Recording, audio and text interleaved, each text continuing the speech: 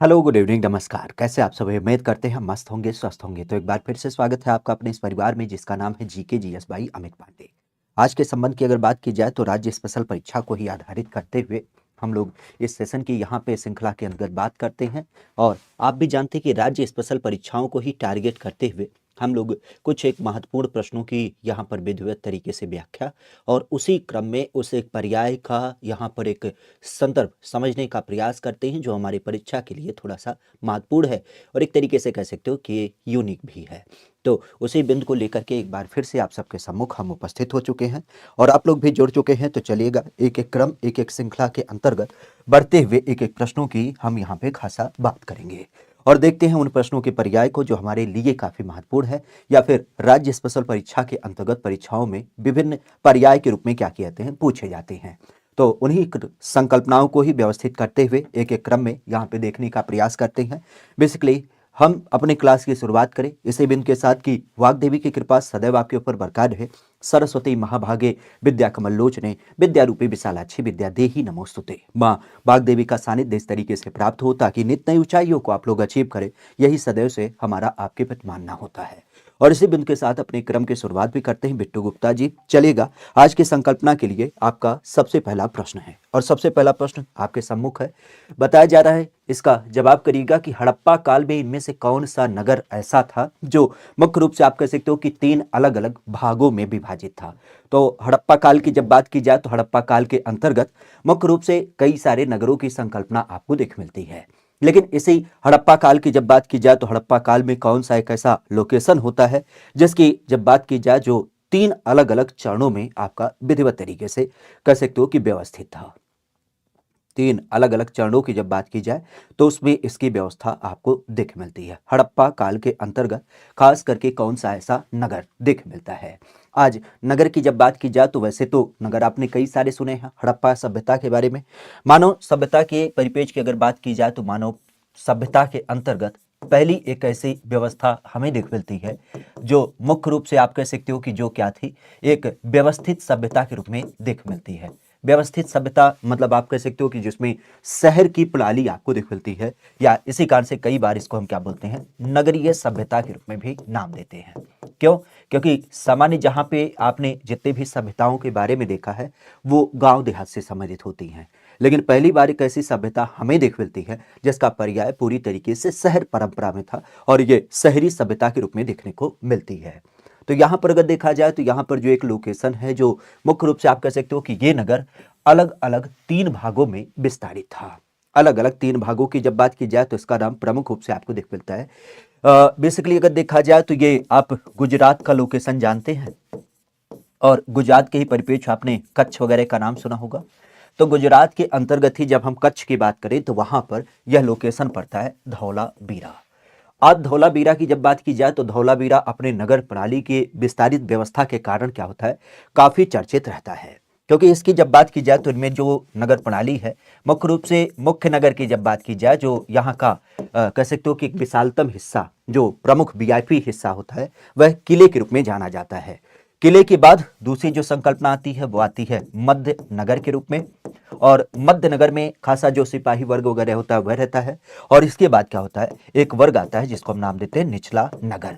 निचले नगर की जब बात की जाए तो ये खास बात ये था कि कह सकते हो कि वे बाढ़ क्षेत्र में रहता था।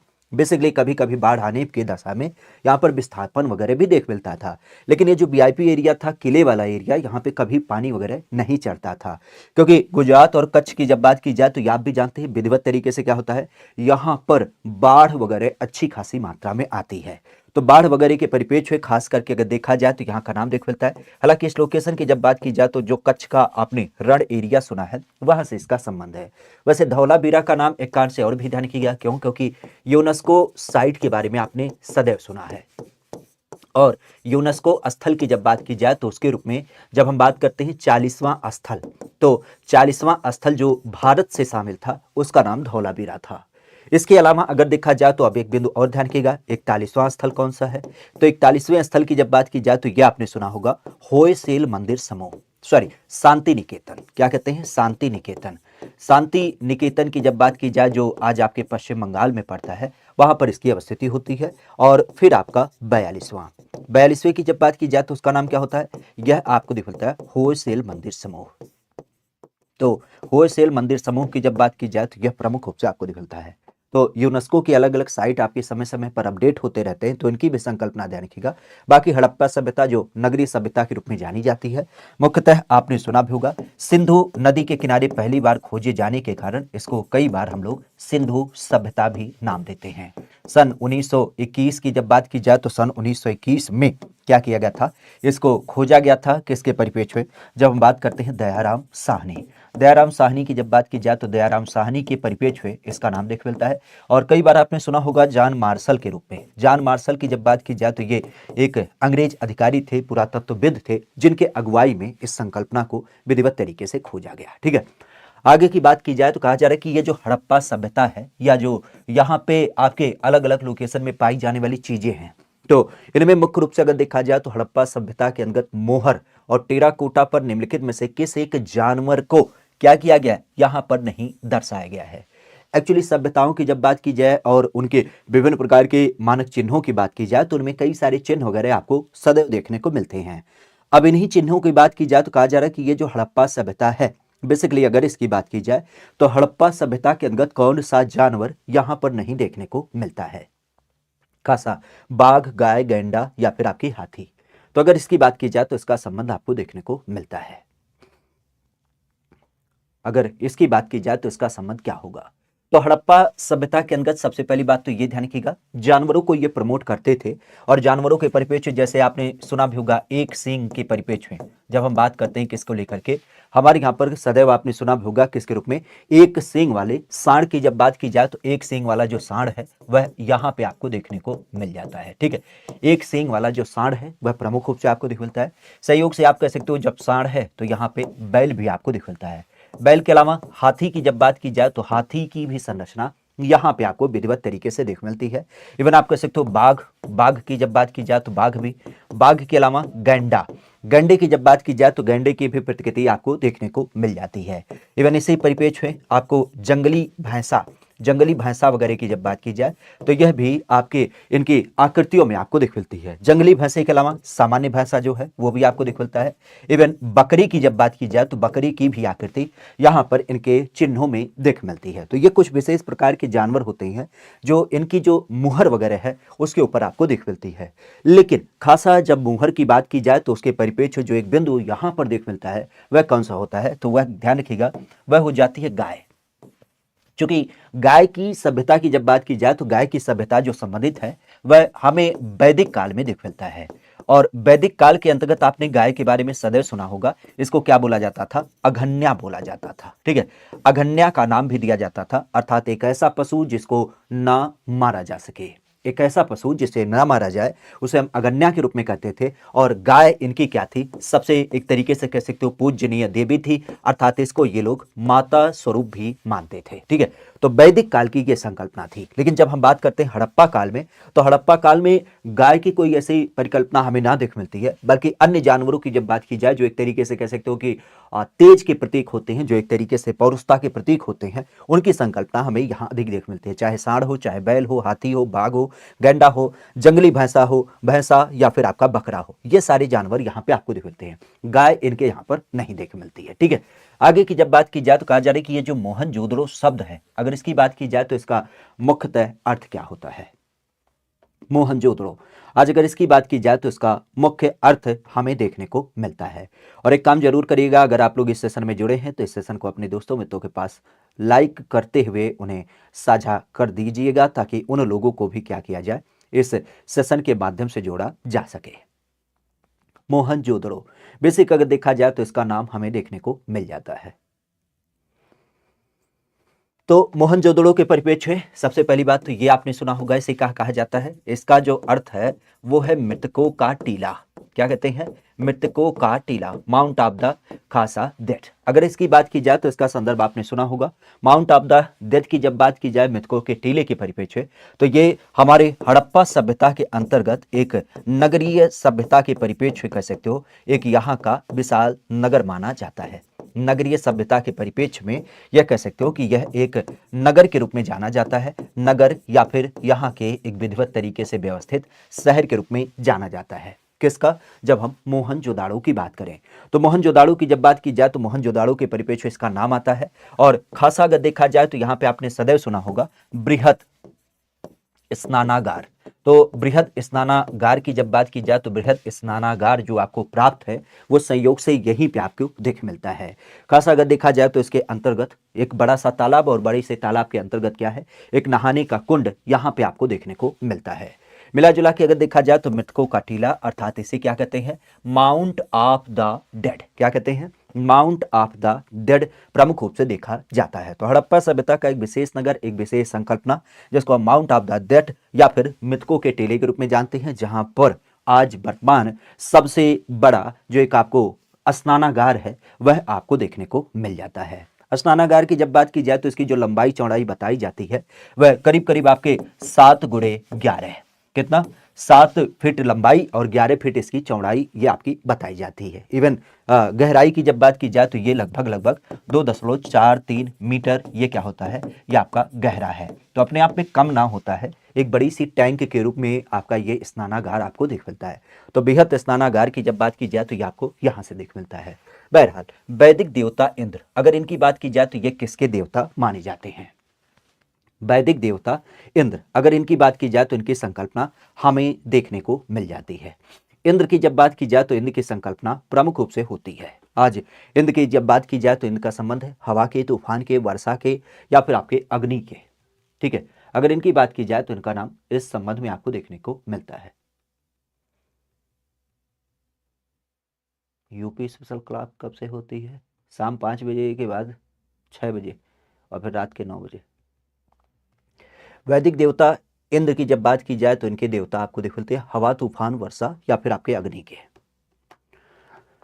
वैदिक देवता तो बेसिक रूप से अगर देखा जाए तो आप भी जानते हैं कि हमारे यहाँ पर जब हम वैदिक काल की बात करें तो उसमें कई बार आपने सुना होगा ऋग्वेद वगैरह के परिप्रेक्ष्य है। तो अगर उसी के परिप्रेक्ष्य की नाम की बात की जाए तो ऋग्वैदिक काल के परिप्रेक्ष्य में हमारे यहाँ पे क्या होता था? देवता एक तरीके से हम उसे कहते थे जिसमें कोई विशेष प्रकार की शक्ति हो। ठीक है, तो शक्ति की जब बात की जाए तो सामान्य रूप से क्या होता था? किसी एक मानवीय शक्ति की अगर बात की जाए तो किसी एक व्यक्ति के पास अगर कोई ऐसी मानवीय शक्ति है जो खास कर प्रकृति के विवरणों को दर्शाती है, तो प्राकृतिक स्वरूप में किसी एक व्यक्ति के पास ऐसी कोई विशेष शक्ति है जिस कारण से उसकी कोई विशिष्टता है, तो उसको यहाँ पे क्या किया जाता था? पूजा जाता था। और उस पूजने की बात की जाए तो उस पूजने के परिप्रेक्ष्य आपने कई बार सुना होगा, ये जो इंद्र होते हैं, इंद्र की जो खासियत है वह किस परिप्रेक्ष्य में है? तो इनका नाम आता है कि ये हमारे यहाँ पर बरसात कराते हैं। क्योंकि बरसात हमारे लिए महत्वपूर्ण इस कारण से होती है क्योंकि हम फसल उत्पादन की बात करते हैं। तो फसल उत्पादन के परिप्रेक्ष्य में बरसात और जो चक्रवात वगैरह है, अगर इनकी बात की जाए तो इनका नाम प्रमुख रूप से देखने को मिल जाता है। इवन इंद्र को कई बार आपने सुना भी होगा पुरंदर की भी संज्ञा दी जाती है। पुरंदर, पुरंदर क्यों बोला जाता है? क्योंकि ये जो चक्रवात आती है ना, तो चक्रवात अपने आप में बहुत तेज आती है। कई बार चक्रवात आने की दशा में आपने देखा होगा कई बार बड़े बड़े घर ढह जाते हैं, और इसी कारण से पुरंदर इनकी जो संज्ञा है वो कई बार आपने सुना होगा दुर्ग तोड़ने के कारण। ठीक है, तो पुराने बड़े बड़े जो आपके घर होते हैं, खासा अगर देखा जाए तो आपने देखा होगा कि बड़ी तूफान जब आती है ना, तो उस दशा में क्या होता है? यह दुर्ग को भी तोड़ देते हैं। तो इस कारण से इनको क्या माना जाता है? पुरंदर भी माना जाता है। इवन आपने देखा होगा जब भी देवता और दानवों का युद्ध होता है तो युद्ध के देवता के रूप में भी इनका नाम लिया जाता है। क्यों? क्योंकि जब हम स्वर्ग की बात करें और देवताओं की बात करें तो युद्ध के परिप्रेक्ष्य में देवताओं की तरफ से सदैव क्या करते हैं? इंद्र ही आपके आगे आते हैं। और इसी कारण से आपने इनका एक हिंदी में नाम भी सुना होगा, वज्रपाणी कहा जाता है। क्यों? क्योंकि इनके हाथों में क्या है? वज्र है। तो वज्र होने के नाते इनको क्या कहा जाता है? वज्र पाणी भी कहा जाता है। ठीक है, तो इंद्र का नाम ध्यान रखिएगा, जिनको पुरंदर भी कहा जाता है, और खास करके वैदिक काल में यह हमारे यहाँ पर वर्षा या चक्रवात के देवता के रूप में जाने जाते हैं। और इसी कारण से ऋग्वैदिक काल में लोग क्या करते थे, इनकी स्तुति करते थे, क्योंकि इनके माध्यम से क्या होता था, देखिए उस समय पानी हमारे लिए काफी महत्वपूर्ण था, और खास करके पानी किस कारण से, पहले चूंकि सिंचाई के संसाधन उतने थे नहीं, तो पहली बात तो जैसे कोई राजस्थान एरिया में रहता है, उसे नहीं पता है कि गंगा नदी यूपी में बहती है, तो वो वहीं पे रहता है, तो बरसात जब होती थी, जो छोटे छोटे जो गड्ढे होते थे उसमें पानी भर जाता था, और पानी पीने के लिए कितना महत्वपूर्ण था ये इनसे पूछिए। तो सबसे पहली बात यह हो गई कि पीने का पानी उपलब्ध हो गया, जानवरों के पीने के लिए पानी उपलब्ध हो गया, और दूसरा होता था कि उन्होंने ना चाहते हुए जी फसल लगाई है, अगर उन फसलों की बात की जाए तो फसल उत्पादन बड़ा अच्छा हो जाता था।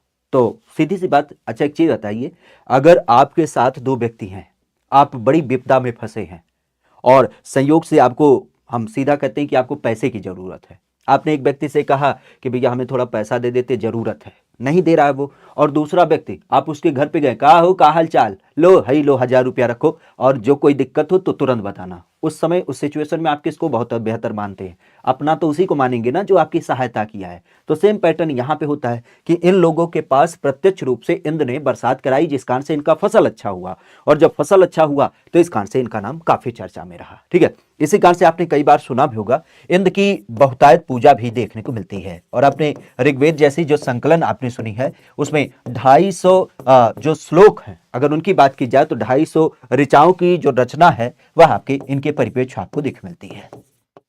तो 250 से ज्यादा ऋचाओं को इंद्र के ही नाम से क्या किया गया है, आपका लिखा भी गया है। बहरहाल, मुगल वंश के परिप्रेक्ष्य में सम्राट बाबर, अगर इनकी बात की जाए तो इनकी जो अपनी खुद की भाषा है चगताई तुर्की भाषा, उसमें अपनी आत्मकथा इन्होंने लिख रखी है। अब इसकी जब बात की जाए तो ये कौन सी पुस्तक आपको दिख मिलती है, मुगल बादशाह बाबर। बाबर की जब बात की जाए तो बाबर ने क्या किया, अपनी पुस्तक लिखी है, अपने जो लोकल की लैंग्वेज थी। वैसे अगर देखा जाए तो इनके आने से हमारे यहाँ पर क्या होता है, मुख्य रूप से आपने सुना है अरबी भाषा आ जाती है, क्योंकि पहले भारत में कौन सी भाषा थी, मुख्य रूप से अगर देखा जाए तो हमारे यहाँ पर संस्कृत भाषा थी। संस्कृत के अलावा आप कह सकते हो कि आज के परिप्रेक्ष्य उर्दू भाषा, हिंदी भाषा, यही तो भाषाएं थी। हालांकि परिप्रेक्ष्य की जब बात की जाए तो यहाँ पे आपका तमिल, तेलुगु, ये सारे आपको विशेष देख मिलते हैं। इवन इसी परिप्रेक्ष्य में अगर देखा जाए तो आपने प्राकृतिक वगैरह का नाम सुन रखा है, पाली वगैरह का नाम सुन रखा है, लेकिन ये सब हिंदी के ही पर्याय आपको देख मिलते हैं जो हमारे भारत में प्रचलित थे। पहली बार अगर देखा जाए तो जब हमारे यहाँ पर विदेशी सत्ताओं का आगमन होता है तो उस क्रम में कई सारी भाषाएं आती हैं। जैसे आपने पुर्तगाली जब हमारे यहाँ पे आए तो उनके द्वारा क्या हो गया, आप कह सकते हो पुर्तगाली भाषा आती है। जब हमारे यहाँ पर अंग्रेज आते हैं तो उसके बाद अंग्रेजी सत्ता के परिप्रेक्ष्य डच भाषा, फ्रांसीसी भाषा, ऐसी भाषाओं का आगमन होता है जिनको हम विदेशी भाषाओं के रूप में जानते हैं। तो जब हमारे यहाँ पर मुगल सत्ता आती है तो उसके बाद क्या होता है, अलग अलग भाषाओं का क्रम आता है। संयोग से आप कह सकते हो कि बाबर आते हैं। बाबर की जो संकल्पना है, आप भी जानते हैं कि 1526 में आपके पानीपत का युद्ध, और पानीपत के युद्ध के परिप्रेक्ष्य में आपने सुना कि यह यहाँ पे आते हैं और इन्होंने क्या किया, इब्राहिम लोदी को हराया। और इब्राहिम लोदी को हराने के परिप्रेक्ष्य में क्या हो जाता है, यह यहाँ के सल्तनत के शासक बन जाते हैं, और आगरा को इन्होंने क्या किया, राजधानी घोषित करते हुए अपनी जो मुगल सत्ता होती है, क्या अपनी जो मुगल सत्ता होती है इसकी यहाँ पर स्थापना कर दी, और मुगल सत्ता के परिप्रेक्ष्य में इसकी स्थापना कर दी। मुख्य रूप से आप भी जानते हैं बाबर के पिता के परिप्रेक्ष्य में, इनके पिता का नाम था उमर शेख मिर्जा। क्या नाम आता है, उमर शेख मिर्जा। यह इनके पापा का नाम आता है, जो एक कह सकते हो कि फरगना के शासक के रूप में जाने जाते हैं। अब इनकी जब बात की जाए तो इन्होंने जो अपनी एक पुस्तक लिखी है वह किस नाम से जानी जाती है, तो सदैव आपने सुना होगा, उसका नाम ही है बाबर नामा। ठीक है, तो बाबर नामा की जब बात की जाए तो इनका नाम प्रमुख रूप से दिख मिलता है। वैसे बाबर के पूरे नाम को कई बार पूछा गया है, तो यह खासा ध्यान रखिएगा, जहीरुद्दीन मोहम्मद बाबर। जहीरुद्दीन मोहम्मद बाबर की जब बात की जाए तो ये इसका नाम क्या होता है, प्रमुख रूप से आपको देखने को मिल जाता है। ठीक है, तो जहीरुद्दीन मोहम्मद बाबर की जब बात की जाए तो इसका नाम आपको दिख मिलता है, और खास करके ये किससे समित है, ये जो चगतई तुर्क है, चगतई तुर्क जो बेसिकली आपके अफगान लोकेशन में आपको दिख मिलते हैं, वहां से इनका संबंध होता है, और उसी वंश से ही संबंधित ये माने जाते हैं। और जिनके मुख्य की बात की जाए तो आपने कई बार सुना होगा मंगोलों की जब बात की जाए तो मंगोलों में जिसका नाम आता है प्रमुख चंगेज खान। तो बताया जाता है चंगेज खान के वंशज के रूप में भी यह अपने आप को कई बार बताता है। ठीक है, तो चंगेज खान की जब बात की जाए तो उसका नाम आपको देख मिलता है बाबरनामा। हालांकि इसका ओरिजिनल नाम है, इसे क्या बोलते हैं हम लोग, तुजुक ए बाबरी। तुजुक ए बाबरी की जब बात की जाए तो ये इसका पूरा नाम होता है। ठीक है, तुजुक ए बाबरी, या फिर जिसको हम अपनी सामान्य भाषा में क्या कहते हैं, खास करके बाबर नामा कहते हैं। तो ये इसकी पुस्तक का नाम होता है, जिसने अपनी भाषा में क्या किया, मतलब तुर्की भाषा में, चगतई भाषा की जो होती है उसके परिपेक्ष इसका नाम देख मिलता है। ठीक है, तो इस चीज को ध्यान रखिएगा। बाकी एक मुख्य संदर्भ ध्यान रखिएगा कि मुगल सत्ता की स्थापना के बाद मुगल दरबार की जो भाषा थी उसका नाम क्या था, तो मुगल दरबार में जो भाषा इस्तेमाल की जाती थी वह मुख्य रूप से फारसी भाषा इस्तेमाल की जाती थी। ठीक है, तो इस चीज को भी ध्यान रखिएगा कि मुगल दरबार के अंदर जो भाषा इस्तेमाल की जाती थी उस टाइम पे वह कौन सी भाषा थी, तो आपकी फारसी भाषा के रूप में जानी जाती है। ठीक है, आगे कहा जा रहा है कि ये जो बक्सर का युद्ध है खासा, जिसके बाद ईस्ट इंडिया कंपनी मुगल सम्राट के प्रतिवर्ष भुगतान करने के लिए यहां पर सहमत हो जाती है। अगर इसकी बात की जाए तो इसका संबंध क्या है, 82 लाख रुपए, 26 लाख रुपए, 44 लाख रुपए, या फिर आपके 68 लाख रुपए। अगर इनकी बात की जाए तो इनका नाम प्रमुख रूप से देख मिलता है कि हमारे यहां पर अगर देखा जाए तो एक नाम आता है कि बक्सर के युद्ध के बाद, बक्सर के युद्ध के बाद मुगल सम्राट को प्रति वर्ष ईस्ट इंडिया कंपनी को भुगतान देना था, और यह भुगतान हमें देख मिलता है। बक्सर का युद्ध अपने आप में काफी महत्वपूर्ण होता है, क्योंकि आप भी जानते हैं यह युद्ध 1764 में लड़ा गया। और महत्वपूर्ण हम क्यों कहते हैं, क्योंकि अगर इसकी बात की जाए तो भारत के 3 प्रमुख शासक इस युद्ध में एक तरफ थे और एक तरफ अंग्रेजी सत्ता थी। खासा अगर देखा जाए तो इसमें आपने नाम भी सुना होगा, जैसे अवध के नवाब की जब बात की जाए जिनका नाम था सुजाउद्दौला, सुजाउद्दौला। साथ ही साथ अगर देखा जाए तो जो आपके मीर कासिम एक नाम आता है, कहां से समय थे, तो ये आपके बंगाल के नवाब थे। और यहां पे अगर देखा जाए तो आपने नाम सुना होगा शाह आलम द्वितीय, जो मुगल सत्ता से संबंधित थे। अब आप समझिएगा कि एक बंगाल का नवाब, बंगाल अपने आप में कितना समृद्ध था, अवध अपने आप में एक विशेष प्रांत, उसके नवाब शामिल थे, शाह आलम जो मुगल सत्ता के एक प्रतिनिधित्व के रूप में, ये 3 बड़े राजा एक साथ आए कि अब हमें अंग्रेजों को हरा देना है। और इसी परिप्रेक्ष्य आपने देखा कि एक अंग्रेज अधिकारी था जिसका नाम था हेक्टर मुनरो, इसके साथ इन लोगों ने लड़ाई भी की। लेकिन आप भी जानते हैं ये वही हाथी, घोड़ा, तलवार, भाला, बर्छा, इन सबको लेके खड़े थे, और वहां उसके पास अंग्रेजी सत्ता के पास एक सुसज्जित सेना, जिसके पास गोला था, बारूद था, बंदूक थे, आपके कह सकते हो कि पढ़े लिखे इन द सेंस प्रशिक्षित आपके सैनिक टुकड़ी थी जो हमारे सैनिकों के साथ दबा के लड़ी। और इस परिप्रेक्ष्य हम देखते हैं कि ये तीनों विशेष यहां पर हार जाते हैं। तो जब हार जाते हैं तो उसके बाद आपने सुना भी होगा कि सन 1765 में क्या हो जाती है, आपके बनारस की संधि भी होती है। ठीक है, बनारस की संधि भी आपको देखने को मिल जाती है, और ये अपने आप में काफी महत्वपूर्ण संधि हो जाती है, क्योंकि आप भी जानते हैं इस परिपेक्ष में क्या हो जाता है, इस परिपेक्ष में आपके कई सारे संदर्भों को इसके अंतर्गत चिन्हित किया गया। बनारस नहीं, इलाहाबाद की संधि। ठीक है, इलाहाबाद की संधि की जब बात की जाए तो इलाहाबाद की संधि होती है, और यहां पर क्या होता है, यहां पर कई सारी उनकी शर्तों को माना जाता है। जैसे आपने देखा होगा कि बंगाल को परिपेक्ष में बिहार और उड़ीसा ये अंग्रेजों के शासन में आ गया, सत्ता के अंदर सैनिक वगैरह रखने का प्रावधान आ गया, अवध के शासन में प्रत्यक्ष इनका हस्तांतरण हो गया, और साथ ही साथ जो इलाहाबाद का किला था वो अंग्रेजों के पास चला गया। ऐसी बहुत सारी संकल्पनाओं को यहाँ पे रखा गया। अब उसी परिपेक्ष की जब बात की जाए तो मुगल के साथ जो समझौता हुआ, उस समझौते के अंतर्गत अगर देखा जाए तो जो पैसे देने की बात हुई वह कितना हुआ था, वह 26 लाख रुपए पैसा देने की बात हुई थी। तो 1764 के परिपेक्ष अगर देखा जाए तो यहां पे क्या होता है, 26 लाख रुपए देने की बात आती है। क्लियर, 26 लाख रुपए प्रति साल देने की बात आती है कि ये जो मुगल सत्ता है वो क्या करेगी, अंग्रेजों को 26 लाख रुपया एक साल का देगी, तब जाके यहां पर शासन करेगी। ये इसकी संकल्पना थी। बेसिक कहा जा रहा है कि सन 1828 में एक ब्रह्म समाज नाम की संकल्पना जो थी वो स्थापित की गई। ये बेसिकली किसके माध्यम से करी गई, राजा राम मोहन राय के माध्यम से, स्वामी दयानंद सरस्वती के माध्यम से, केशव चंद्र सेन के माध्यम से, या फिर स्वामी विवेकानंद के माध्यम से। अगर हम बात करें किसके परिप्रेक्ष्य में, एक संस्था के रूप में, एक संस्था की जब बात की जाए जिसका नाम आता है ब्रह्म समाज।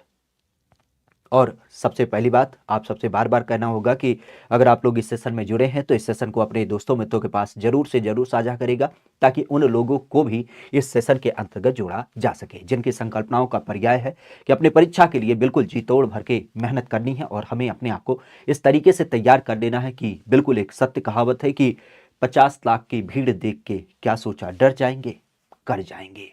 क्योंकि आप भी जानते हैं कि उस 50 लाख की भीड़ में 35 लाख तो युवा हैं, जिसमें ओवरऑल एक जो कॉम्पिटेटिव स्तर है एक सीट पे 83, लेकिन सबसे बड़ी की जो कंपटीशन की एक आपकी बार संकल्पना हमें देख मिली वो महिलाओं के बीच रही। क्योंकि 12,000 सीट पे 15 लाख महिलाएं, अर्थात एक सीट पर 125 महिलाएं, ये बड़ी संकल्पना है। बहरहाल अपने सीटों को भाई सुरक्षित करने के लिए हमें बिल्कुल मेहनत करना पड़ेगा, क्योंकि प्रतिद्वंदी तो हमारे सामने बहुत ज्यादा हैं। ब्रह्म समाज, आज ब्रह्म समाज की जब बात की जाए तो इसकी स्थापना किसके माध्यम से की गई, तो आप भी जानते हैं राजा राम मोहन राय। राजा राम मोहन राय की जब बात की जाए तो इन्होंने क्या किया, ब्रह्म समाज की यहां पर स्थापना की। वैसे राजा राम मोहन राय की जब बात की जाए तो इनके बारे में आपने सुना होगा, इनको हम क्या बोलते हैं, आधुनिक भारत का पिता भी कहते हैं। आधुनिक भारत का इनको क्या कहा जाता है, पिता भी कहा जाता है। बेसिक अगर देखा जाए तो एक चीज और ध्यान रखिएगा, इनके द्वारा क्या किया गया था, तो आप भी जानते हैं सती प्रथा, जैसे एक प्रथा हमारी यहां पर थी उसको भी बंद कराया था। ठीक है, तो सती प्रथा की जब बात की जाए तो सती प्रथा के परिपेक्ष को ध्यान रखिएगा, सती प्रथा इन्होंने क्या किया था, बंद कराया था। तो इस चीज के कारण इनका नाम होता है। बस एक चीज ध्यान रखिएगा, ये जो राजा नाम की उपाधि होती है वह किससे मिली थी, तो हमने कई बार बताया है, अकबर द्वितीय। अकबर द्वितीय जो था, चूंकि ये मुगल शासक था और मुगल शासक होने की दशा में आप भी जानते हैं अंग्रेजों को मुगलों के माध्यम से कुछ पेंशन मिलता था, पैसा, तो इसका पैसा फंस जाता है। जैसे होता नहीं कि हम लोगों का सैलरी जो है नहीं मिलता है, मतलब हम लोगों को सैलरी कहाँ मिलती है, लेकिन जो आप कह सकते हो कि जब आप नौकरी में जाएंगे तो सैलरी मिलेगी, पहली तारीख को क्रेडिट हो जाएगा। मान लेते हैं कि नहीं मिली पहली तारीख को, 2 3 4 हो गया, 10 दिन हो गया, या कहीं कटौती हो गई है, तो उसके लिए आप लेटर लिखते ना, उनको रिमाइंड कराते कि भैया हमारे पैसा काहे नहीं दे रहे हो।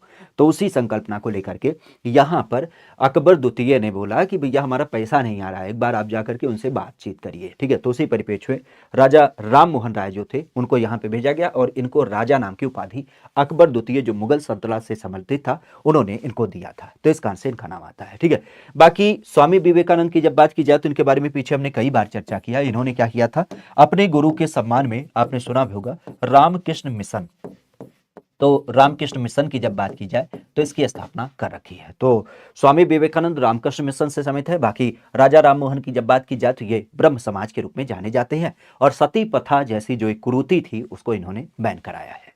बाकी निम्नलिखित में से किसने महात्मा गांधी के खिलाफत आंदोलन से जुड़ने का विरोध किया। महात्मा गांधी ने जो खिलाफत आंदोलन हमारे यहाँ पर चालू किया था, अगर उसकी बात की जाए तो उसके परिपेक्ष में किसने कहा कि भैया हमें नहीं, ना ना, इसमें हमें बिल्कुल नहीं जाना है, क्योंकि ये गांधी जी की क्या है, एक चाल है। तो बेसिक अगर देखा जाए तो खान अब्दुल गब्बार खान ने, या फिर फजलुल हक ने, मोहम्मद अली जिन्ना ने, या फिर अब्दुल कलाम आजाद ने, तो यहाँ पे किस एक व्यक्ति ने इसका पूरा पूरा विरोध किया, खिलाफत आंदोलन। पहली बात तो ये ध्यान रखिएगा, खिलाफत आंदोलन सीन क्या है, तो आप भी जानते हैं ये 1920 में चालू हुआ था। किस परिपेक्ष में, एक नाम आता है मोहम्मद अली जिन्ना।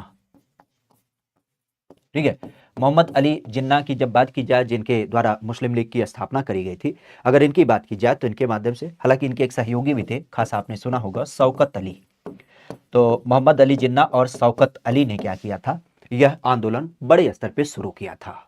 सीन क्या था, तो आप भी जानते हैं, वही अंग्रेजों के माध्यम से वो जो तुर्की के खलीफा थे, तो जो तुर्की के खलीफा नाम की संकल्पना थी उस पद को समाप्त किया गया था और इसी के विरोध में क्या किया गया था, इसको यहां पर चालू किया गया था। तो तुर्की का जो खलीफा पद होता है उसको समाप्त किया गया था और इसी कारण से क्या किया गया, मोहम्मद अली जिन्ना और शौकत अली ने 1920 में खासा खिलाफत आंदोलन की शुरुआत की।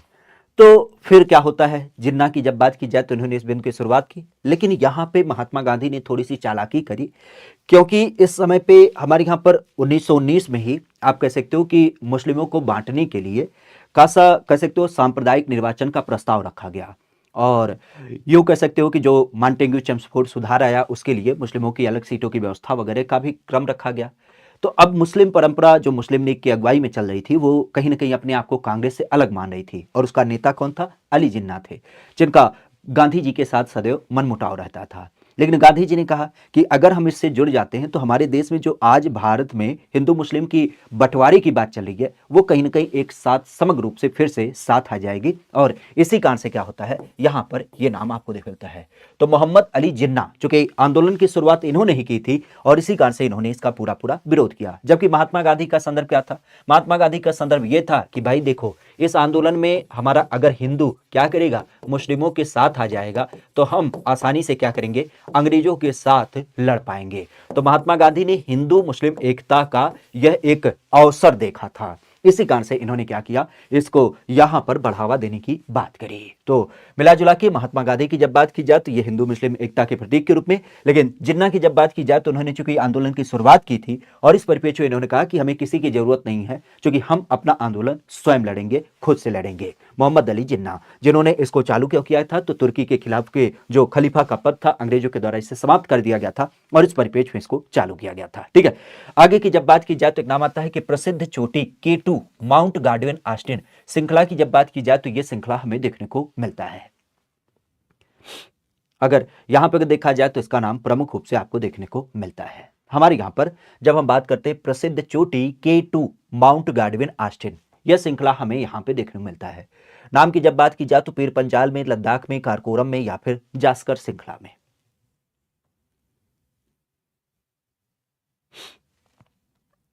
अगर इसकी बात की जाए तो इसका संबंध क्या होगा, सबसे पहली बात तो यह ध्यान रखिएगा, अगर आप हिमालय के परिपेज को देखते हैं तो हिमालय के 3 रेंज आपने सुने होंगे।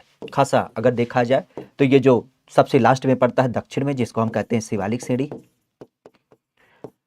शिवालिक के बाद ये आपने सुना होगा जिसको हम किसके रूप में देख पाते हैं, आपके उत्तरी हिमालय के रूप में नाम देते हैं। और उत्तरी हिमालय के बाद ये वाली जो श्रृंखला होती है जिसको हम मध्य हिमालय के रूप में नाम देते हैं। ठीक है, तो ये आपको नाम देखो, मध्य हिमालय, उत्तरी हिमालय, दक्षिणी हिमालय। ठीक है, परिपेक्ष की जब बात की जाए तो इन श्रृंखलाओं के अलग अलग नाम आपको देखने को मिलते हैं। और इसी परिपेक्ष अगर देखा जाए तो इसी मध्य हिमालय के ही संदर्भ में क्या होता है, आपको एक बड़ी सबसे ऊंची चोटी देख मिलती है जिसका नाम है माउंट एवरेस्ट। माउंट एवरेस्ट की जब बात की जाए तो ये विश्व की सबसे ऊंची चोटी मानी जाती है। कुल मिलाजुला के 8,850 मीटर क्या है, यह इसकी ऊंचाई होती है। आज अगर देखा जाए तो ये कहीं ना कहीं कह सकते हो कि आपके नेपाल और चाइना का जो लोकेशन है वहां पे इसकी अवस्थिति होती है। अब यहां पे अगर देखा जाए तो माउंट एवरेस्ट, आज आप भी जानते हैं कि ये क्या होती है, दुनिया की सबसे टॉप लेवल की चोटी होती है। दुनिया का क्या होता है, सबसे ऊंची चोटी मानी जाती है। तो इसके बाद हमारी जो दूसरी चोटी होती है, अगर इसकी बात की जाए तो इसका नाम है K2 या फिर माउंट गार्डविन। अगर इसकी बात की जाए तो ये हमें देख मिलती है दुनिया की दूसरी सबसे ऊंची चोटी। तो दुनिया की ये क्या हो जाती है, दूसरी सबसे बड़ी चोटी मानी जाती है। और इसकी लंबाई की जब बात की जाए तो 8,611 मीटर क्या है, यह आज वर्तमान इसकी ऊंचाई होती है। कितनी, 8,611 मीटर की जब बात की जाए तो यह प्रमुख रूप से आपको देखने को मिल जाता है। खासा अगर देखा जाए तो यह कहां पे अवस्थित है, तो यह आपको इस कारकोरम श्रृंखला में देख मिलता है। और यह कारकोरम श्रृंखला में बेसिकली आज जो आपका POK है, अर्थात आपने सुना भी होगा पाकिस्तान ऑक्युपाइड कश्मीर, क्या कहते हैं, पाकिस्तान ऑक्युपाइड कश्मीर की जब बात की जाए तो इसके रूप में आपने नाम सुना होगा। ठीक है, तो बेसिक अगर देखा जाए तो इसका नाम POK के परिप्रेक्ष्य देख मिलता है। अच्छा, K2 माउंट गार्डविन की जब बात की जाए तो गार्डविन नाम कहां से मिलता है, तो यह भी ध्यान रखिएगा, एक अंग्रेज अधिकारी था जिसका नाम था हेनरी हैस्विन हेनरी हैस्विन गार्डविन। तो हेनरी हैस्विन गार्डविन की जब बात की जाए तो इन्होंने चूंकि इसकी खोज करी थी, तो इसी कारण से इसका नाम K2 या फिर माउंट गार्डविन रखा जाता है। हालांकि लोकल लोगों की जब बात की जाए तो लोकल लोग इसे क्या करते हैं, दापसांग के रूप में नाम देते हैं। लोकल जो लोग हैं वह इसे लोकल लोग यहाँ पे क्या कहते हैं, दापसान नाम देते हैं। तो लोकल इसका जो नाम होता है वह क्या है, वह दापसांग है। लेकिन चूंकि हेनरी हैस्विन गार्डविन ने इसकी खोज की थी तो इन्हीं के सम्मान में क्या है, इसका नाम रखा गया है। हाँ, कह सकते हैं इंडिया में है, लेकिन अब ये पाकिस्तान ऑक्युपाइड कश्मीर में है तो इसकी संकल्पना हमारी इंडिया से तो बाहर ही हो जाएगी। ठीक है, दुनिया की ये दूसरी सबसे ऊंची चोटी मानी जाती है। क्लियर।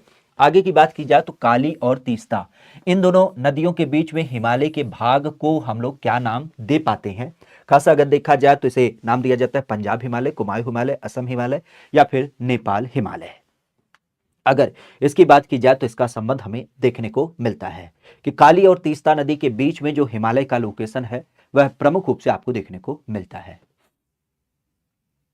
हाँ, शिवांश जी कह रहे हैं कि इतना नहीं बदलते हैं, नहीं गुरु ऐसी बात नहीं है। ठीक है, भला कौन व्यक्ति चाहता है कि अपने रूम को छोड़ दिया जाए, हैं बताओ। और आलसी व्यक्ति तो कभी ना चाहते ना, क्योंकि कमरा जो होता ना, पहली बात तो कमरा ढूंढने में प्रॉब्लम होती है, और दूसरा बिंदु होता है कि सामान जो होता ना वो बड़ी आसानी से इधर से उधर नहीं जा पाता। लेकिन जब कभी कभी मजबूरियां होती हैं तो निस्संदेह छोड़ना ही पड़ता है। तो कुछ ऐसी मजबूरियां हैं, लेकिन अब ये है, इसी कारण से हमने कहा कि इस मजबूरी की हम आधार श्रृंखला को समाप्त ही कर देते हैं। ये बार बार कहने की ज़रूरत ना पड़े कि हमने फिर यहाँ से छोड़ दिया, यहाँ पहुँच गया, ये कर लिया, वो कर लिया ना। क्योंकि हमारा जो मंतव्य है, हमारा जो एक लक्ष्य है वो अलग है, अन्य लोगों के खिलाफ है। मतलब हम कह सकते हैं थोड़ा सा हम प्रॉफिटेबल ना है, सीधी सी बात। हमारा जो एक मूल है वो है पैसन। बार बार आपसे कहते हैं कि हमने शुरू मजबूरी में किया, लेकिन हमें मज़ा आता है। तो हमारी जो संकल्पना है आपको पढ़ाने का, वो बिल्कुल एक तरीके से कह सकते हो वो केवल एक पैसन मात्र है। तो इसी कारण से हम केवल पैसन के नाते आपके साथ जुड़े हैं, बाकी हमें इसका कोई लोभ नहीं है। ठीक है, तो इस कारण से हमने सोचा कि भाई अभी किसी के साथ जुड़ेंगे तो फिर वही समस्या आएगी कि भाई वो बच्चे को छीन के लाओ, उसे खरोच के लाओ, जहाँ से भी लाओ, किसी तरीके से लाओ। हमने कहा ना, हमसे ना हो पाएगा, क्योंकि हमें पता है हर एक बच्चे का दर्द हमें पता है, क्योंकि हम स्टूडेंट लाइफ जिए हैं। हमें पता है कि 1 रुपया ना होना तो क्या दर्द होता है। आप फॉर्म नहीं भर सकते, आप बस में नहीं जा सकते, आप रूम में नहीं रह सकते, मकान मालिक आपके दरवाजे पे खड़ा होता है। आपके घर पे खाना नहीं पका है, गैस नहीं भरा सकते अगर 5 रुपये की कमी हो। तो हम इस कारण से कभी नहीं चाहते कि हम अपने बच्चों को छलें। पर्याय है, व्यवस्थित है, तो जितनी हमारी क्षमता होगी विधिवत तरीके से। हमने तो कभी ना सोचा कि आप सबके साथ ही ये छलावा करेंगे। होगा जो होगा दुनिया में, क्योंकि ऊपर वाले ने जब भेजा ना तो उसने खाने का प्रबंध किया, ये हमें पता है।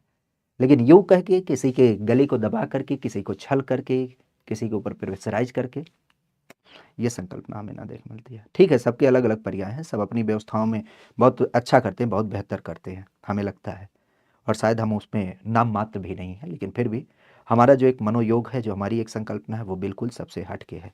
और शायद इसी कारण से हमने सारी चीज़ों को अलग करते हुए यहाँ एक प्लेटफॉर्म ऐसा व्यवस्थित कर दिया ताकि अब बाद में आप ना कहें कि फिर से आपने बदल दिया या फिर से आपने चेंज कर दिया। ठीक है, तो इसी कारण से हमने इस चैनल को पूरी तरीके से चालू किया है। अब एक काम जरूर करिएगा कि अगर आप लोग इस चैनल में जुड़े हैं तो इस चैनल को लाइक शेयर सब्सक्राइब जरूर कर दीजिएगा। ठीक है। पूजा यादव, शादी हो गई? नहीं गुरु, ऐसी कोई संकल्पना नहीं है, भगवान करे अभी ना हो, क्योंकि अगर हुई होती ना तो फिर शायद ये निर्णय लेने में हमें कठिनाई होती, क्योंकि फिर एक नैतिक जिम्मेदारी हो जाती। अभी शायद हम अकेले हैं तो इस काम को करने में हमें थोड़ी स्वच्छंदता मिली। ठीक है, चलिए बहरहाल यहाँ पे हम किसकी बात करें, आपके काली और तीस्ता नदी।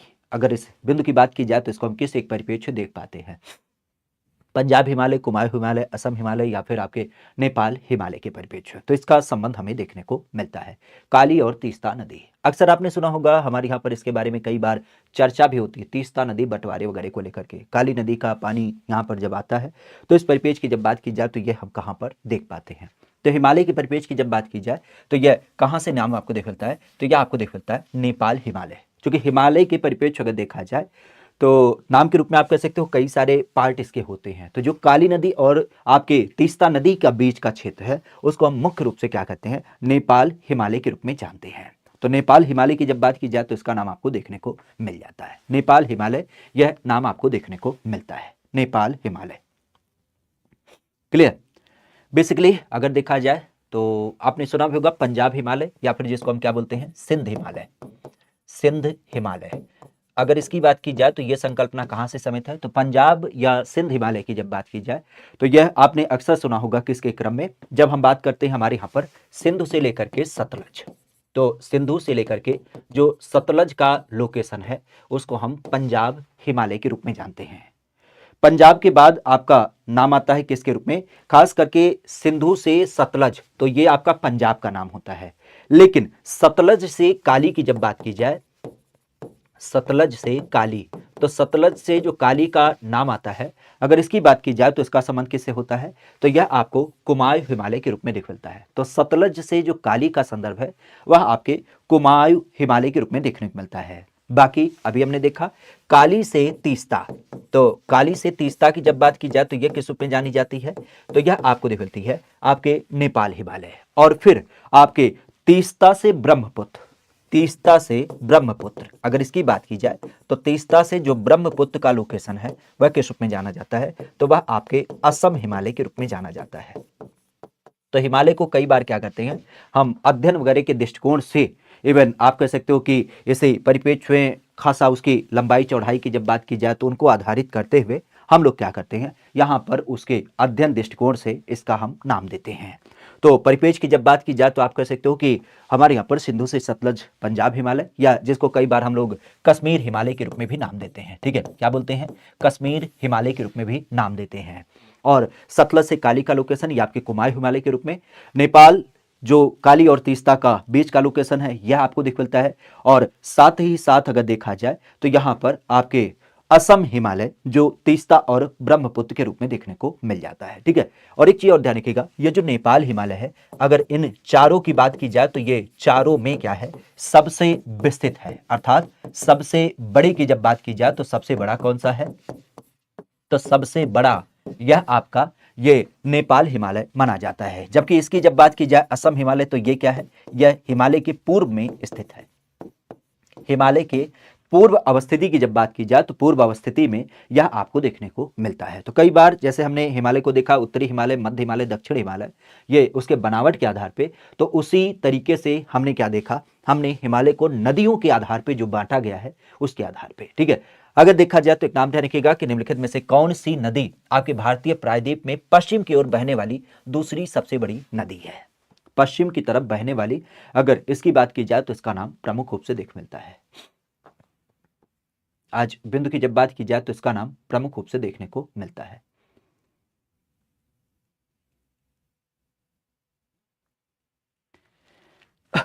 किसके परिप्रेक्ष्य में, हमारे यूपी की जब बात की जाए तो हमारे यूपी को आधारित करते हुए खासा अगर देखा जाए तो भारतीय प्रायद्वीप में पश्चिम की तरफ बहने वाली एक सबसे महत्वपूर्ण नदी, पश्चिम की तरफ बहने वाली एक महत्वपूर्ण नदी। अगर इसकी बात की जाए तो इसको हम किस एक नाम से देख पाते हैं, पश्चिम दिशा की तरफ बहने वाली एक विशेष नदी। वैसे तो हमारे यहाँ पर कई सारी नदियों का क्रम आता है, लेकिन यहाँ पर अगर देखा जाए तो यह नाम काफ़ी महत्वपूर्ण होता है कि हमारे यहाँ पर कौन सी ऐसी नदी है जो पश्चिम दिशा की तरफ क्या करती है, बहती है। पश्चिम दिशा बेसिकली आप कह सकते हो कि हमारे यहाँ पर एक्चुअली ये पूरे भारत का अवस्थिति है, और भारत की अवस्थिति में ये बंगाल की खाड़ी है। बंगाल की खाड़ी के बाद ये क्या है, अरब सागर है। एक चीज और विशेषता ध्यान रखिएगा, एक्चुअली जितनी नदियां आपके इधर से आती हैं, इधर की तरफ जाती हैं अर्थात पूरब की तरफ, तो ये आपने सदैव सुना होगा ये डेल्टा का निर्माण करती हैं। क्या करती हैं, डेल्टा, क्योंकि नदियों की धारें बह जाती हैं और इस दशा में यहाँ पर बालू वाला एक समतल मैदान निर्मित होता है, तो ये डेल्टा का निर्माण करती हैं। लेकिन जब हम यहाँ पे पश्चिमी घाट की बात करें तो यहाँ पे आपने देखा है कि ये पश्चिमी घाट बड़ी तेजी से विस्तारित है, तो जो भी नदी निकलती है ना वो इन दर्रों को पार करके निकलती है, तो ये अरब सागर में गिरती है अर्थात पश्चिम की तरफ गिरती है।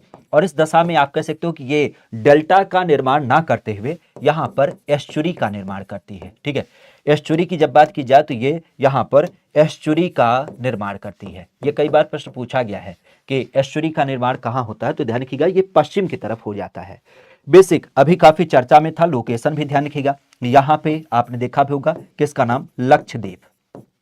लक्षद्वीप आज भारत के परिप्रेक्ष्य कह सकते हो कि सबसे छोटा जिला एवं सबसे छोटा केंद्र शासित प्रदेश। ठीक है, लक्षद्वीप के अलावा अगर देखा जाए तो यहाँ पे आपने नाम सुना होगा अंडमान निकोबार, तो ये हमारे परिप्रेक्ष्य कह सकते हो कि भारत के दो द्वीप हो जाते हैं। इवन यहीं पे ध्यान रखिएगा संबंधित लोकेशन जो काफी बहुरा रहा है, खासा आपने सुना होगा मालदीव। बेसिक अगर देखा जाए मालदीव जिसकी राजधानी माले है। ठीक है, यहाँ पे आपने सुना भी होगा ये अंतिम जो बिंदु है उसे क्या कहते हैं, मिनी काय, और मिनी काय के परिप्रेक्ष्य आपने सुना होगा यहाँ पर ये 8 डिग्री चैनल है। ठीक है, 8 डिग्री चैनल की जब बात की जाए तो ये इसको क्या करती है, अलग करती है। एक बिंदु और ध्यान रखिएगा, यहाँ पे आपने लंका के बारे में सुना है, तो लंका के परिप्रेक्ष्य आपने देखा होगा यहाँ पे एक आपको स्टेट देख मिलता है, ये वाला लोकेशन क्या कहते हैं उसे, पाक स्टेट के रूप में नाम देते हैं। ठीक है, तो पाक स्टेट ऐसा लगता है कि पाक स्टेट पाकिस्तान से समित है, नहीं, पाक स्टेट मतलब पाक जल संधि, यह हमारे भारत और श्रीलंका के बीच में देख मिलती है। बहरहाल नदियों की जब बात की जाए तो आपने सदैव सुना है कि नर्मदा नदी सबसे बड़ी नदी होती है, और इसके बाद अगर देखा जाए तो ताप्ती नदी का नाम ध्यान रखिएगा। तो पश्चिम दिशा की तरफ बहने वाली जो सबसे बड़ी नदी है उसका नाम क्या होती है, आपके तापी नदी के रूप में जानी जाती है। नर्मदा, ताप्ती। बेसिक अगर देखा जाए तो इनका नाम ध्यान रखिएगा। कहा जा रहा है कि इस एक नदी पर हमारे यहाँ पर पंचेत हिल बांध का निर्माण किया गया है। क्या है? पंचेत हिल बांध की जब बात की जाए तो ये बेसिकली आपकी बनाई गई है। पंचेत हिल की जब बात की जाए तो पंचेत हिल आपको देखने को मिल जाता है। किस एक नदी पर आपके पंचेत हिल प्रमुख रूप से आपके बनाई गई है? दामोदर, महानदी, कृष्णा या फिर आपके लूनी। सबसे पहली बात तो ये ध्यान रखिएगा कहां पर बनाई गई है। तो आज अवस्थिति के अनुसार अगर देखा जाए तो ये झारखंड में आपको दिख मिलता है। झारखंड के अंतर्गत अगर इसकी बात की जाए तो इसका नाम प्रमुख रूप से आपको दिख मिलता है। झारखंड में भी कहां? तो आपने कई बार सुना होगा धनबाद जिला। धनबाद जिले की जब बात की जाए तो धनबाद जिला जो काफी चर्चा में रहता है कोयला खदान वगैरह के लिए, अगर उसकी बात की जाए तो यहाँ पर बांध वगैरह का निर्माण बेसिकली किया गया है। ठीक है, और इस परिप्रेक्ष्य में कौन सी नदी होती है? तो आपने कई बार सुना है दामोदर नदी, क्योंकि यहाँ से संबंधित कौन सी है? दामोदर घाटी परियोजना। तो दामोदर घाटी परियोजना की जब बात की जाए तो दामोदर घाटी परियोजना का नाम ध्यान रखिएगा, जो आपको यहाँ पर देखने को मिल जाती है। तो दामोदर घाटी परियोजना की जब बात की जाए तो ये आपकी काफी महत्वपूर्ण हो जाती है। और हमने कई बार बताया है कि आजादी के बाद बनने वाली पहली परियोजना 1959 में क्या किया गया था? इसका निर्माण भी किया गया था। क्योंकि हमारा देश 1947 में कह सकते हो स्वतंत्र हुआ, और उसके बाद एक बड़ी परियोजना के रूप में दामोदर घाटी परियोजना की जब बात की जाए तो इसका निर्माण आपको देख मिलता है। तो पंचेत हिल बांध की जब बात की जाए तो यह 1959 में इसका उद्घाटन भी कर दिया गया। दामोदर नदी घाटी परियोजना झारखंड के धनबाद जिले में आपको देख मिलता है। पश्चिम घाट के परिप्रेक्ष्य में जो सबसे ऊंचा शिखर है वह किस रूप में जाना जाता है? पश्चिमी घाट की जब बात की जाए तो पश्चिमी घाट के ऊपर आधारित करते हुए जो एक बेसिक आपकी कह सकते हो कि श्रृंखला होती है वह किस रूप में जानी जाती है? जैसे आपने देखा कि अभी हम भारत की बात कर रहे थे, और इस भारत के उत्तर में कौन स्थित है? तो भारत के उत्तर में हिमालय स्थित है, जहाँ पे आप विधिवत तरीके से जानते हैं कि माउंट एवरेस्ट है। लेकिन ये जो लोकेशन है अगर इसकी बात की जाए तो ये पश्चिमी घाट है। हालांकि इसे पश्चिमी के परिप्रेक्ष्य ध्यान रखिएगा, यहाँ पे आपको पूर्वी घाट भी देख मिलता है, और यहाँ पे आके दोनों मिल भी जाते हैं। आपने कई बार परीक्षाओं में इन सबके क्वेश्चन को हल किया होगा। तो बेसिक अगर देखा जाए तो ये हमारे यहाँ पर क्या है? ये पूर्वी घाट है जो बेसिक देख मिलता है, और ये क्या है? ये पश्चिमी घाट है। तो इसी पश्चिमी घाट की जब बात की जाए जिसका विस्तार आज आप देखते हैं कि ये अंतिम केरल के लोकेशन में, और स्टार्टिंग की जब बात की जाए तो गुजरात से संबंधित आपको देख मिलता है। ठीक है, अब यहाँ पर अगर देखा जाए तो इसका संबंध हम किस रूप में देख पाते हैं? पहली बात तो ये ध्यान रखिएगा पश्चिमी घाट को हम क्या नाम देते हैं? तो इसको सहयाद्री भी नाम दिया जाता है। ठीक है, तो सहयाद्री के रूप में भी इसे नाम दिया जाता है। क्लियर? सहयाद्री की जब बात की जाए तो सहयाद्री के रूप में यह नाम दिया जाता है। अब बेसिक अगर देखा जाए तो इसका संदर्भ क्या है? यहाँ पे एक सबसे ऊंची चोटी की जब बात की जाए तो इसका नाम प्रमुख रूप से आपको देखने को मिल जाता है। पहली बात तो ये ध्यान रखिएगा, अगर हम बात करें पश्चिमी और पूर्वी घाट कहाँ पे मिलती हैं, तो आपने कई बार सुना होगा नीलगिरी की जो पहाड़ी होती है अगर उसकी बात की जाए तो यह यहाँ पे आपको देखने को मिलती है। नीलगिरी चोटी की जब बात की जाए तो जहाँ पर आपकी पश्चिमी और पूर्वी दोनों एक साथ मिलती है उसको हम नाम देते हैं। बाकी यहाँ पर अगर देखा जाए तो आपने नाम सुना होगा अन्नाई मुड़ी के रूप में। किसके रूप में? अन्नाई मुड़ी की जब बात की जाए तो अन्नाई मुड़ी ध्यान रखिएगा ये केरल के लोकेशन में अवस्थित है। केरल के लोकेशन में अवस्थित होता है अनाई मुड़ी। कहां पे अवस्थित है? केरल के अंतर्गत ये आपका अवस्थित है। क्योंकि पश्चिमी घाट बहुत ज्यादा ऊंचा नहीं है, तो इस परिपेश की जब बात की जाए तो इसकी जो लंबाई है 2695 मीटर केवल है। ठीक है, 2695 मीटर की जब बात की जाए तो अन्नाई मुड़ी की पूरी पूरी क्या होती है, इसकी संकल्पना आपको देखने को मिल जाती है। ठीक है, तो ये पश्चिमी घाट की सबसे ऊंची चोटी के रूप में आपको देख मिलता है।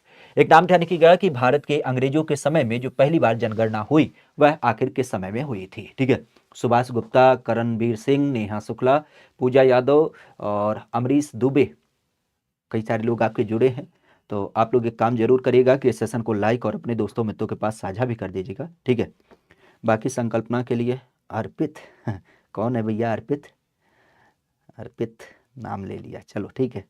अर्पित बाबू पढ़ाई लिखाई पे ध्यान दो। ठीक है, मेहनत से पढ़ो, एक दिन तुमको भी क्या करना है?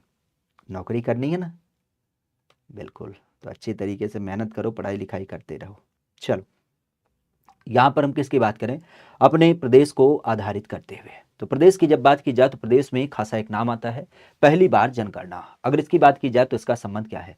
पहली बार जनगणना के परिप्रेक्ष्य आपने कई बार सुना होगा। ये जो संकल्पना आती है हमारे यहाँ पर, चूंकि इसने पहली जनगणना की बात की, तो ये मुख्य रूप से कब हुआ? ये मेयो के शासनकाल में हुआ था, आपके सन 1872 में। सन 1872 की जब बात की जाए तो यहाँ पर मेयो के शासनकाल में पहली जनगणना हुई। लेकिन अगर यहाँ पे देखा जाए तो आपने लिपन का नाम सुना होगा, क्योंकि इसके शासनकाल में क्या हो जाती है, हमारी नियमित जनगणना चालू हो जाती है। तो नियमित जनगणना की जब बात की जाए तो नियमित जनगणना हमारी क्या होती है, लिपन के शासनकाल से चालू होती है। और बेसिक अगर देखा जाए तो आप कह सकते हो 1872 से हमारे यहाँ पर क्या होता है, पहली गणना आपको देखने मिलती है। बहरहाल गणना के परिप्रेक्ष्य आप भी जानते हैं कि आज अगर हम गणना की ही बात करें तो आज़ादी की बात पहली बार कब हुआ? आज़ादी 1947 में मिली, इसका मतलब हमारी पहली गणना 1951 में हुई। एक चीज और ध्यान रखिएगा, हमारी पिछली गणना कब हुई थी? तो 2001 में हुई थी। वर्तमान कौन चल रही है? तो 2011 चल रही है, जिसको आप बार बार रखते हैं। और आने वाली कब होगी? तो ये 2021 के नाम से होगी। फिर कहेंगे 2021 आई नहीं है, काहे नहीं आई है? तो ध्यान रखिएगा, आ रही है, चल दी है, लेकिन आप भी जानते हैं कोरोना के कारण 2 साल के लिए इसे रोक दिया गया था। ठीक है, तो इस चीज को ध्यान रखिएगा। ठीक है, तो हमारे यहाँ पर 2021 की जब बात की जाए तो 2021 की गणना आने वाली थी, लेकिन सीन था कि वही कोरोना के कारण इसकी गणना थोड़ी सी रोक दी गई है। तो वर्तमान हम 2011 की गणना के ऊपर पूरी पूरी चर्चा करते हैं। आपको नहीं पता है कि गणना कहाँ होती है? गणना बिल्कुल होती है। आप कुछ ना करिएगा, केवल एक काम करिएगा, आप GK GS by Amit Pandey search करिएगा।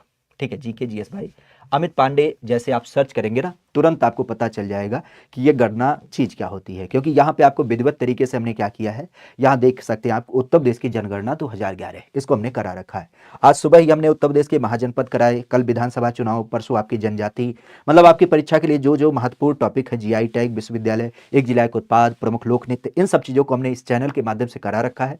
तो आप उसे जाके जरूर देखिएगा। और कल का सेशन हमने बड़ा महत्वपूर्ण आपके साथ साझा किया था, क्योंकि कल का सेशन था उत्तर प्रदेश में। हमने सोचा है कि आजकल अयोध्या नगरी काफी चर्चा में है, तो अयोध्या के बारे में एक विधिवत जानकारी आप सबको क्या किया जाए, साझा की जाए।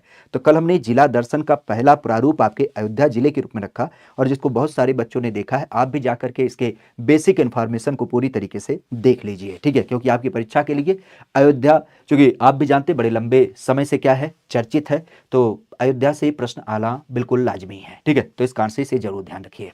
आगे की बात की जाए तो कहा जा रहा है कि निम्नलिखित में से ऐसी कौन सी संस्था है जो मौद्रिक नीति भारत की परिप्रेक्ष्य बनाती है?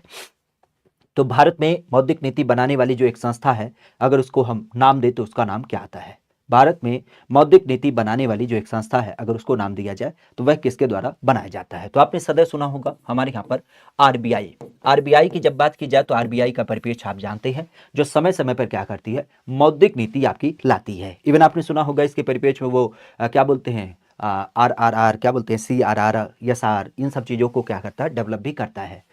इवन एक चीज और ध्यान रखिएगा, आरबीआई की जब बात की जाए तो 1934 में एक समिति बनी थी, हिल्टन एंड यंग समिति। तो हिल्टन और यंग समिति के आधार पे क्या किया गया, इसको स्थापित किया गया। आज इसका जो हेडक्वार्टर है वो कहाँ पे है, वह मुंबई में देख मिलता है। मुख्य रूप से अगर देखा जाए तो इसके वर्तमान प्रमुख कौन है, तो शक्तिकांत दास का नाम ध्यान रखिएगा। तो शक्तिकांत दास इसके प्रमुख हो जाते हैं। इवन एक नाम और ध्यान रखिएगा, आरबीआई की जब बात की जाए तो इसका जो वित्तीय वर्ष होता है, फाइनेंशियल ईयर, ये कब से चालू होता है? तो आरबीआई का जो वित्तीय वर्ष है वो आपके 1 अप्रैल से चालू होता है 31 मार्च तक। तो 1 अप्रैल से 31 मार्च तक इसका फाइनेंशियल ईयर भी आपको देख मिलता है। समान कार्य के लिए समान वेतन, ये भारत के संविधान के अंतर्गत जो सुनिश्चित किया गया है, वह बेसिकली हमें देखने को मिलता है। भारत के संविधान के अंतर्गत ये जो समान कार्य के लिए समान वेतन नाम की संकल्पना होती है, वह हमें देखने को मिलती है कि समान कार्य के लिए लोगों को क्या करना है, समान वेतन देना है। अगर इसकी बात की जाए तो यह हमें बेसिक कहाँ देखने को मिलती है, समान कार्य के लिए समान वेतन। समान कार्य के लिए समान वेतन, यह भारत के संविधान में कहाँ पे हमें देखने को मिलता है? समान कार्य में समान वेतन, यह नाम हमें देखने को मिलता है कि समान कार्य अगर कोई करता है तो उसे हमें क्या करना है, समान वेतन भी देना है। यह संकल्पना हमें देखने को मिलती है, समान कार्य के लिए समान वेतन। अगर इसकी बात की जाए तो इसका संबंध क्या होगा, तो ये आप कह सकते हो मौलिक अधिकार है, राज्य के नीति निर्देशक सिद्धांत है, या फिर मौलिक कर्तव्य है, या फिर आपके आर्थिक अधिकार है।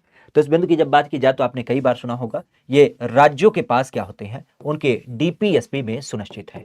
डीपीएसपी की जब बात की जाए तो राज्यों को क्या किया गया है, उनको कुछ अधिकार दिए गए हैं, और उन अधिकारों की जब बात की जाए तो उन अधिकारों के अंतर्गत इसका नाम देखने को मिल जाता है। ठीक है, तो अगर हम बात करते हैं तो हमारे यहाँ पर समान कार्य के लिए समान वेतन, ये क्या होता है, यह डीपीएसपी के अंतर्गत आपको देखने को मिल जाती है। ठीक है, डीपीएसपी, डीपीएसपी की जब बात की जाए तो इसका नाम देखने को मिलता है। ठीक है, बाकी अगर देखा जाए तो एक नाम ध्यान रखिएगा, निकट दृष्टि दोष। यह हमारे यहाँ पर प्रमुख रूप से देख मिलता है कि जब किसी व्यक्ति को निकट दृष्टि दोष होता है तो उस दशा में वह कौन सा लेंस इस्तेमाल करता है, निकट दृष्टि दोष। तो अगर देखा जाए तो निकट दृष्टि दोष की जो संकल्पना है, उत्तल लेंस है, अवतल लेंस है, या फिर आपके अवतल लेंस है, या फिर समतल लेंस। समतल लेंस तो किसी में प्रयोग नहीं किया जाता है, उत्तल और अवतल का ही प्रयोग किया जाता है। बेसिक अगर देखा जाए तो जिसे निकट होता है उसके लिए क्या इस्तेमाल होता है, उसके लिए उत्तल इस्तेमाल होता है, और जिसे दूर की संकल्पना में दिक्कत होती है तो उसके लिए क्या होता है, उसके लिए अवतल का इस्तेमाल किया जाता है। ठीक है, तो निकट और दूर की जब बात की जाए तो इसका संबंध ध्यान रखिएगा। निकट के लिए क्या होता है, निकट के लिए आपका उत्तल का इस्तेमाल किया जाता है। निकट की जब बात की जाए तो निकट के लिए आपका उत्तल हो जाता है। हमें लगता है गड़बड़ है ना, निकट, निकट के लिए अवतल होगा, माफी चाहते हैं। निकट के लिए क्या होगा, अवतल की संकल्पना होगी, दूर के लिए आपका उत्तल होगा। ठीक है, दूर की जब बात की जाए तो दूर के लिए उत्तल होता है। एक्चुअली सीन क्या होता है कि दूर नाम से लगता है दूर है, लेकिन इसमें होता क्या है, इसमें नजदीक की चीजें दिखती हैं, दूर की चीजें स्पष्ट दिखती हैं, नजदीक की स्पष्ट ना दिखती हैं। जबकि अवतल में यही सीन होता है, मतलब नजदीक दृष्टि दोष में क्या होता है कि इसमें नजदीक की चीजें साफ दिखती हैं, लेकिन जो दूर की चीजें होती हैं वह आपके स्पष्ट नहीं दिखती हैं। क्लियर, तो ये एक आपका संदर्भ होता है। तो यहाँ पर अवतल लेंस आपका इस्तेमाल होता है। अंगूर की खेती, आज अगर कोई व्यक्ति अंगूर की खेती करता है या संवर्धन करता है तो उसे हम किसी एक नाम से देख पाते हैं। अंगूर की खेती के लिए जो एक आपका नाम दिया जाता है, अगर उसकी बात की जाए तो उसका नाम प्रमुख रूप से, तो बेसिक आपने सुना होगा, अंगूर जो होता है वो तो विटीकल्चर के अंतर्गत आता है। पिसीकल्चर हमारे यहाँ पर मछली उत्पादन के लिए जाना जाता है। इसी तरीके से सेरी आपके रेशम उत्पादन के लिए जाना जाता है। और कोई व्यक्ति अगर बागवानी का कार्य करता है तो वह आपके हार्टिकल्चर में आता है। तो अलग अलग कल्चर से क्या किया जाता है, अलग अलग नाम आपके संभावित किए जाते हैं। एक नाम है आर्थियोनोलॉजी, यह किससे संबंधित आपको दिख मिलता है, आर्थियोनोलॉजी। एक्चुअली आप भी जानते हैं कि हमारे विज्ञान विधा में अलग अलग ब्रांचेज होती हैं जिनमें क्या किया जाता है, हम लोग अध्ययन करते हैं उस विषय के बारे में। तो आर्थियोनोलॉजी की जब बात की जाए तो ये किससे संबंधित है, तो जीव विज्ञान की जब बात की जाए, बायोलॉजी, तो उसी के अंतर्गत अलग अलग बिंदुओं का अध्ययन होता है। अध्ययनों की जब बात की जाए तो ये आपकी क्या होती है, पक्षियों के बारे में अध्ययन किया जाता है। पक्षी की जब बात की जाए तो पक्षी के अंतर्गत इसके बारे में चर्चा आती है। एक नाम आपने कई बार सुना होगा, सिस्मोलॉजी। ये किससे संबंधित है, यह आपके भूकंप से संबंधित है। ठीक है, भूकंप की जब बात की जाए तो भूकंप हमारे यहाँ पर सिस्मोलॉजी के रूप में देख मिलती है। और इसी से संबंधित एक नाम और आपको सुनने में आता है, फाइकोलॉजी। ये किससे संबंधित है, तो फाइकोलॉजी की जब बात की जाए तो ये हमारे यहाँ पर हड्डी क्या बोलते हैं, शैवाल से संबंधित होता है। शैवाल की जब बात की जाए तो शैवाल से इसका नाम देखने को मिल जाता है। ठीक है, आगे की जब बात की जाए तो एक नाम आता है कि खट्टे फलों में कैंकर नाम की एक बीमारी होती है, और बेसिकली यह किसके कारण होती है, खट्टे फलों में कैंकर नाम की बीमारी। खट्टे फलों में कैंकर नाम की जो बीमारी होती है वह बेसिकली किसके माध्यम से होती है, तो इसके माध्यम में आपने सुना होगा एक बीमारी बैक्टीरिया के माध्यम से होती है। बैक्टीरिया की जब बात की जाए तो उसके माध्यम से होती है, जिसमें आपने देखा होगा कि जो खट्टे फल होते हैं उनमें क्या होता है, छोटे छोटे काले काले कलर के धब्बे आ जाते हैं, लगता है कि जैसे फल आपका सड़ना चालू कर दिया है। ठीक है, कहा जा रहा है कि आलू में ब्लैक हर्ट, ये बीमारी किसके माध्यम से होती है, तो आलू में ब्लैक हर्ट जो होती है वो आप भी जानते हैं कि जब कभी भंडारण हम करते हैं और वहां उस लोकेशन में क्या होता है, आप कह सकते हो कि ऑक्सीजन की कमी हो जाती है, तो ऑक्सीजन की कमी को हम यहाँ पे देख पाते हैं। ठीक है, तो इस सेशन में आप लोग जुड़े, आप सबका बहुत बहुत धन्यवाद। इस सेशन को लाइक करिएगा, अपने दोस्तों मित्रों के पास साझा भी करिएगा, और एक काम जरूर करिएगा कि इस चैनल को सब्सक्राइब करके रखिएगा, क्योंकि आपकी परीक्षाओं को ही आधारित करते हुए ये पूरा सेशन आपका डेवलप किया गया है, आपकी तैयारियों को ही एक विशेष आधार देने के लिए। रही बात क्लास की पीडीएफ, तो आपको टेलीग्राम पे मिल जाती है।